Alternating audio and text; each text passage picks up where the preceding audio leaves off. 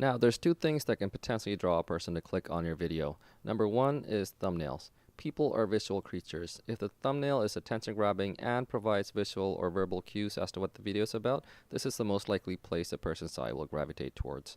Number two is titles. Titles often provide a secondary means to either reiterate the thumbnail's efforts or maybe provide more details. In the absence of a custom thumbnail, this becomes the primary means of catching a person's interest. The title is meant for searching and other YouTube SEO, and the thumbnail is what the human should consume. All videos will have auto-generated thumbnails, which are a set of screenshots automatically selected from the uploaded video. These appear towards the right-hand side of the main video and can be set when you first upload the video or when you later edit it. If the clips provided don't have a clear shot of what the key topic is in your video, it's hard to infer much from the thumbnail and the viewer will have to look at the title instead. Now, these ones have a clear shot of the product which will draw my eye, but still can't tell what brand or item it might be at first glance. Thumbnails appear in the following scenarios: as suggested videos, which has the title overlaid on the thumbnail; up next, which appears on the right hand side or below the video depending on resolution or device; and finally in search results. I currently use a Photoshop template as a starting point. Now I'll walk you through a simple demonstration using that template. I've included a link in the description to a blog post from which you can download this and use for your own custom templates. I'll start by dragging and dropping a royalty-free image as a layer and position it in the general area of the image placeholder. Then I'll remove the placeholder. I'll quickly adjust the size by pressing Ctrl T to transform and then holding down Alt plus Shift to adjust proportionally. Next, I'll edit the text placeholders. In this case, I was making a custom thumbnail for my video where I had problems with the microphone not being picked up, so give it something catchy like solved,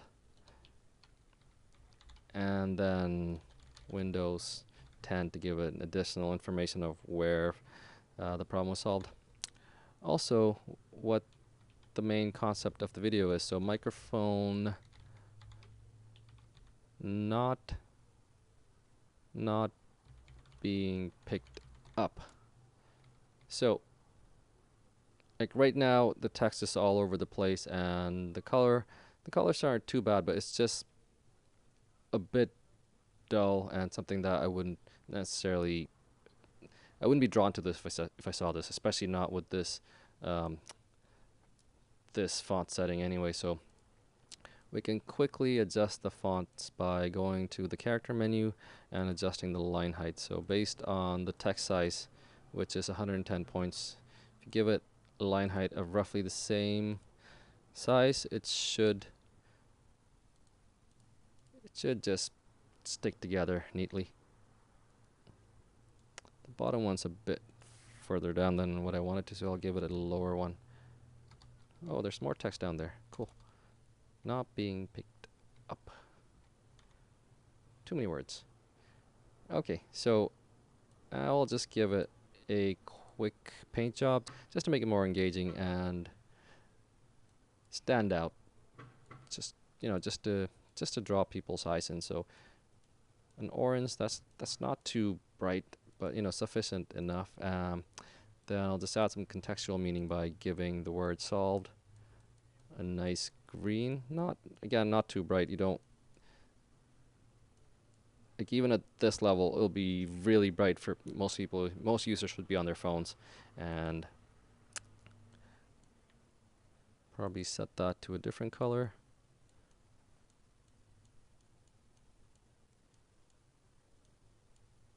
Something that gives it a nice flow and impact without being overbearing or just too loud.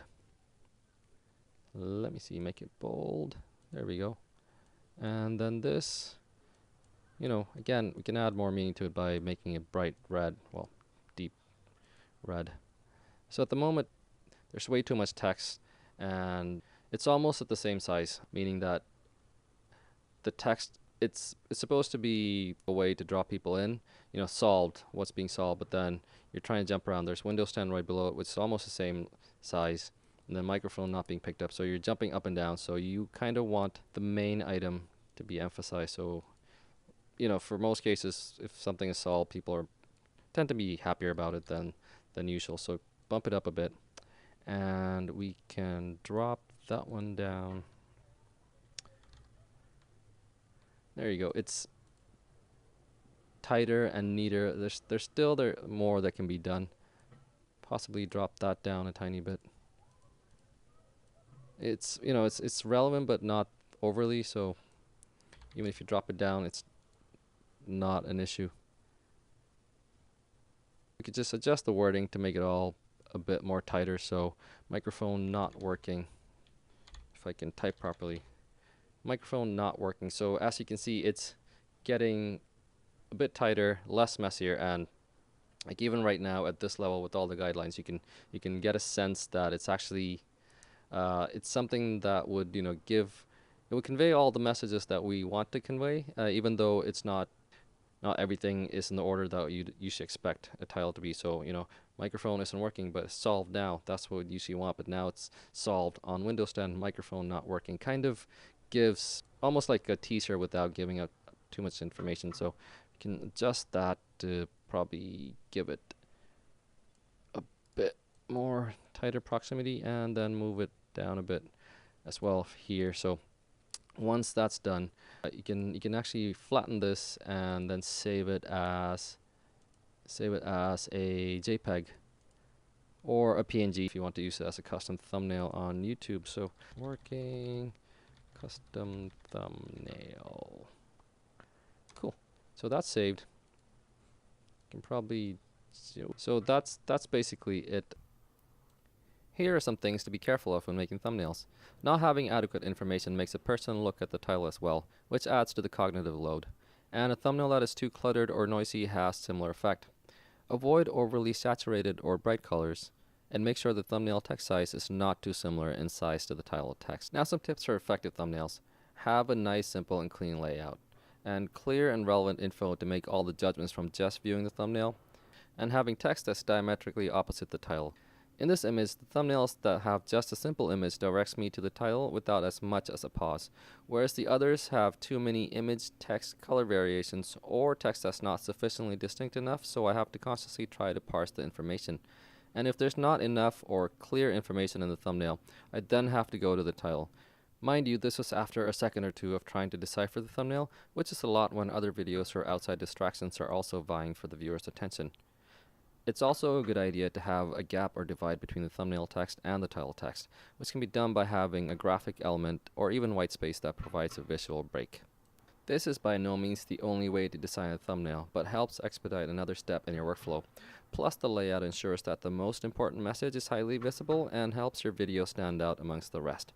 Hope that this gave you some useful tips and ideas for your own custom thumbnails. Please subscribe, hit like, and share this video if you found it useful. Any comments regarding the quality or even tips to improve this video is appreciated. Thank you for watching.